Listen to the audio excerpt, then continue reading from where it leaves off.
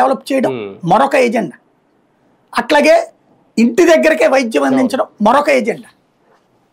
ఇవి ప్రత్యక్షంగా ఉండేటటువంటి. కానీ దీంట్లో ఇంత చేసిన జగన్ ఓడిపోయాడు, దారుణంగా ఓడిపోయాడు, అరాచకంగా ఓడిపోయాడు. కాబట్టి జనానికి చేతికి డబ్బులు ఇవ్వటము, జనానికి ఫెసిలిటీ కల్పించడం వల్ల పెద్ద ప్రయోజనం లేదు. ఆశే అమ్ముడుపోతుంది. ఆ ఆశే ఇది. అబ్బా 22,047కి మనం బాగుపడిపోతాం రా. వీటి మాటలు జరుగుతున్నటువంటి అతిపెద్దదైనటువంటి ఇష్యూ ఏంటో తెలుసా? పేదవాడి చేతిలో పైసా లేకుండా పోతుంది.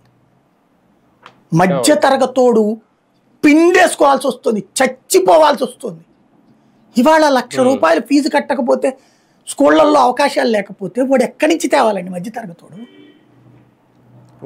వాడికి వస్తున్న డబ్బులంతా దీనికి అయితే అంటే రేపు పొద్దునాడికి ఏ రోగం వస్తే హాస్పిటల్లో వాడి బతికేంటి? ఎవడు భద్రత వాడికి? మధ్య తరగతోడికి భవిష్యత్ ఏంటి?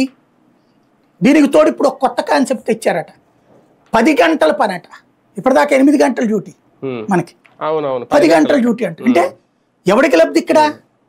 వ్యాపారస్తుడికి లబ్ధి, కార్మికుడికి దోపిడీ, అంతే కదా. అసలే వాళ్ళ ఓపికలు లేక కొట్లో గుమస్తాగా చేస్తే తెలుస్తుంది ఆ నొప్పి ఏంటి అనేది. ఇదివరకు మేము పొద్దున్నే వెళ్ళి అక్కడ షాప్లో కూర్చుంటే 9